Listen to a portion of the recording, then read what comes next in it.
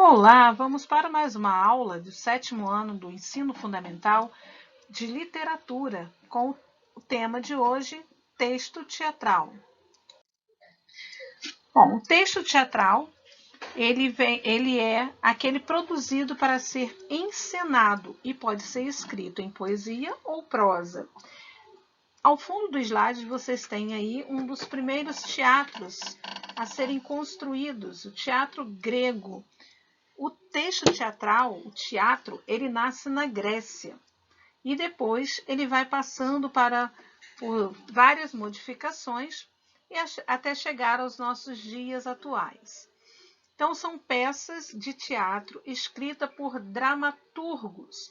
Quem escreve uma peça de teatro é um dramaturgo e quem dirige é o produtor. Então, eles são gêneros, ele pertence ao gênero narrativo, porque narra uma história. Apresenta enredo, personagem, tempo, espaço e pode ser dividido em atos ou, quando não é dividido em atos, é a peça de um ato só. Então, nós temos aí os atos a serem encenados. Quais são as características principais desse gênero? São textos encenados, do gênero narrativo, há o diálogo entre os personagens, o discurso é o direto, tem os atores, tem a plateia e tem o palco. Vocês podem ver aí, um teatro moderno. Nós vimos no slide anterior um teatro antigo, que é o teatro grego, e agora nós estamos vendo aí ao fundo o teatro moderno. Lá no fundo tem o palco com a cortina e as cadeiras para a plateia sentar, E no palco ficam os atores. Também tem como característica o cenário, que é todo o visual onde os atores vão encenar. O figurino e a sonoplastia, que são os sons, daqueles momentos ali da peça. A linguagem, ela é corporal e gestual, Então, é muito importante a linguagem corporal e gestual.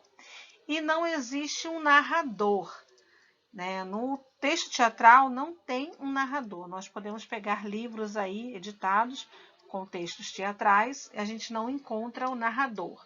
Nós vamos encontrar fragmentos onde mostram os detalhes que serão feitos no cenário, na roupa, que é o figurino, como as emoções dos atores e etc. Mas na frente a gente vai ver o que é isso. A linguagem teatral. Ela é expressiva, dinâmica, dialógica, Quer dizer, um diálogo. Ela é corporal, ela é gestual, como nós já falamos ainda há pouco. Para prender a atenção do espectador, quer dizer, da plateia, os textos sempre apresentam um conflito, ou seja, um momento de tensão, que vai ser resolvido no final da peça, é claro, Em grande parte, a linguagem teatral é dialógica, ou seja, são atores dialogando, conversando entre si. Mas também há o teatro encenado por apenas um ator, que se chama monólogo. Aí ao lado tem uma figura, uma imagem de um monólogo, onde o ator conversa consigo mesmo. Então, no monólogo, o ator tem uma conversa, A peça teatral é uma conversa do ator consigo mesmo. Elementos da linguagem teatral. São os principais, são tempo, espaço, são dois tipos de espaço, e os personagens. Como que se classifica isso? O tempo ele é classificado de três maneiras. O tempo real, que indica o da apresentação, no momento que está sendo apresentado. O tempo dramático, que acontece quando acontecem os fatos narrados, E o tempo da escrita, que indica quando a obra foi escrita, produzida. Um exemplo, podemos pegar um texto de Ésquilo, um grande teatrólogo, dramaturgo grego, da antiguidade grega. Então, o tempo vai ser a antiguidade clássica. O tempo dramático vai ser aquele momento que está narrado dentro do texto teatral. E o tempo real vai ser o dia da apresentação. Um exemplo, está sendo apresentado hoje um teatro de Ésquilo. Então, mesmo ele sendo da Antiguidade Clássica, o tempo real vai ser hoje, que é o dia da apresentação. Deu para vocês entenderem?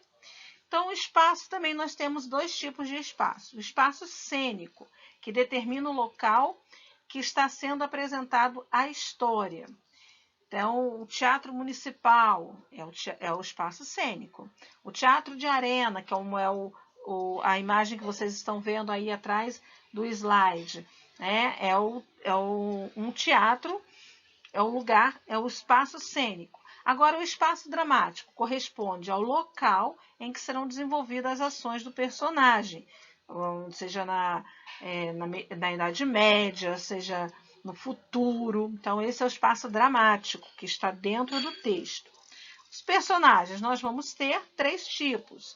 O personagem principal, é claro, o protagonista. Nós vamos ter os personagens secundários, aqueles que vão atuar junto, né? Vão interagir com o protagonista. E nós vamos ter os figurantes, aqueles que entram mudo e saem calados, né? Que não falam nada, ficam ali fazendo o papel de figuração. Nós temos também a estrutura. A estrutura do texto é distribuída em dois textos. O texto principal, que apresenta a fala das personagens, quer dizer, o monólogo, ou o diálogo, ou os apartes. E o texto secundário. O que é o texto secundário? Ele inclui o cenário, o figurino e as rubricas. Então, o cenário é como vai ser o cenário, tem lá o dramaturgo vai descrever como é o cenário, vai descrever como é o figurino e também vai escrever as rubricas, que já a gente vai saber o que é isso. Ao fundo aí vocês têm o Teatro Municipal do Rio de Janeiro. Alguns já devem ter ido ou ter passado numa visita cultural. Esse aí é o nosso Teatro Municipal do Rio de Janeiro.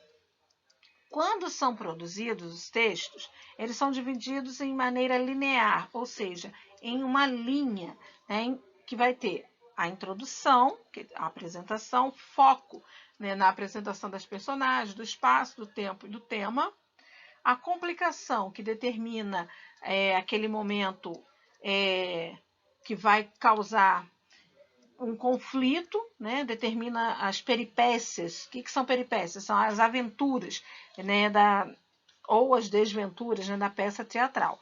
O clímax, que é o momento chave, o momento em que todo mundo para e fica esperando o que vai acontecer, é o maior momento de tensão do drama. E o desfecho, que é o final, né, o desenlace, o final daquela peça, o que aconteceu, daquela complicação, como foi resolvida. Bom, para finalizar, nós vamos descobrir o que é uma rubrica. Então, rubricas, e aí, o que é?